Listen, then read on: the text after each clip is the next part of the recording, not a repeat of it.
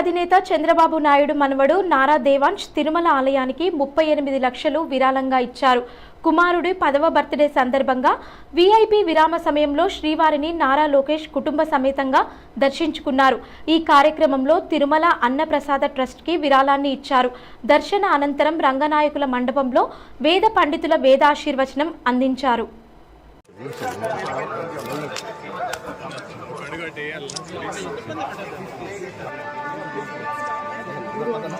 Slow move కావాలి sir కొద్దిగా slow move కావాలి సార్. ఇబ్బంది పెట్టండి నరేంద్ర, మీరు కూడా సహకరించాలి.